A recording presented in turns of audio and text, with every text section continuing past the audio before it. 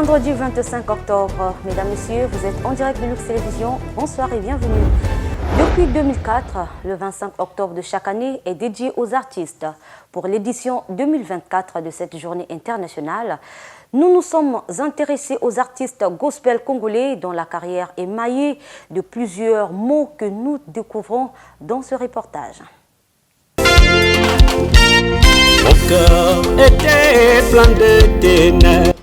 Au Congo-Brazzaville, plusieurs jeunes ont fait de la musique leur profession.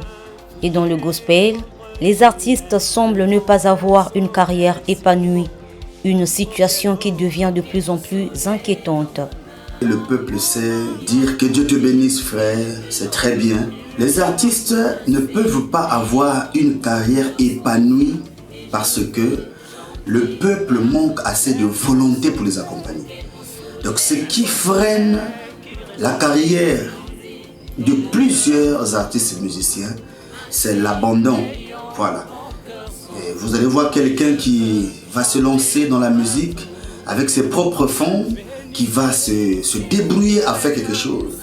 Et après même, on va constater l'œuvre toucher beaucoup de cœurs, mais vous allez remarquer un manque de retour de la part du peuple. Et le manque de retour de la part du peuple empêche la reproduction des artistes. Il faut regarder les compositions. Des compositions sectaires. Vous chantez seulement pour un clan, pour un camp, pour satisfaire le pasteur, pour satisfaire les diacres et l'assemblée. C'est bien. Mais quand vous sortirez pour chercher à mettre ça maintenant sur les plateformes, on ne va pas acheter. Si vous avez chanté pour votre église. Est-ce que votre église est sur Internet pour acheter ça? Voilà le problème. Ce point-là aussi nous bloque. Surtout pour les artistes du message. Ça, c'est un point.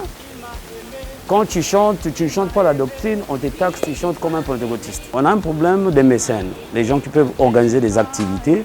Et c'est tout ça qui va faire que la carrière d'un artiste va décoller. Nous voyons un peu de l'autre côté, auprès de nos frères de la RDC. Ils ont beaucoup de mécènes. Vous voyez comment les gens remplissent les stades. Mais ici, il y a aussi des gens qui sont capables de le faire.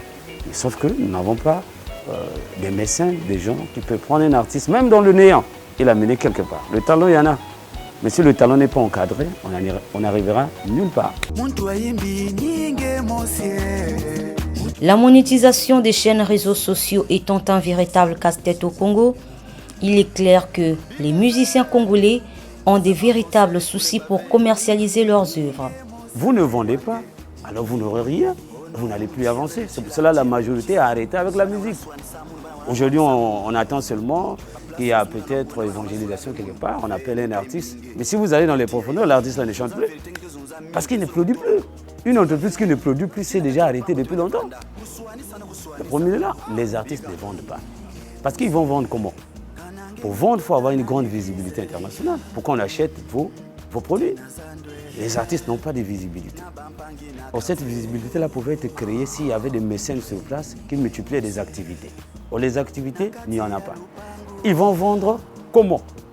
Les chaînes YouTube ne peuvent pas être monétisées parce que nous ne sommes pas dans la zone géographique éligible.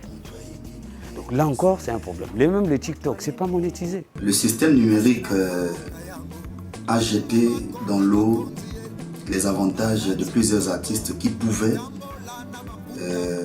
se faire un peu de revenus sur Internet, vu la piraterie et surtout nos réseaux sociaux qui ne sont pas du tout monétisés. Alors c'est difficile. Donc nous avons vraiment du mal, il faut le dire. Quelques artistes rares, un peu stratèges, qu'est-ce qu'ils font? Quand ils font des œuvres au studio, aujourd'hui, ils mettent maintenant dans les clés et ils les vendent de main en main par son petit réseau de relations. Mais ça ne fait pas long feu, ça s'arrête quelque part. Tantôt il récupère à peine, il récupère tantôt même pas tout ce qu'il a dépensé. Et vous voyez que le mal est grand. Nous avons vu Abraham appeler la dîme à Melchisédek. C'est que de même dans la Bible, on n'a pas d'argent. Et aujourd'hui, ça devient compliqué. C'est pour cela qu'on fait un concert dans une église, oui. Mais c'est vrai, les âmes vont être sauvées. Ainsi de suite, le pasteur sera content, ainsi de suite. Et l'artiste pour la suite de ses activités, il gagne quoi? C'est ça le grand point d'interrogation. Que les gens ne se voilent pas la figure. Le fanatisme, c'est ça qui nous tue aujourd'hui.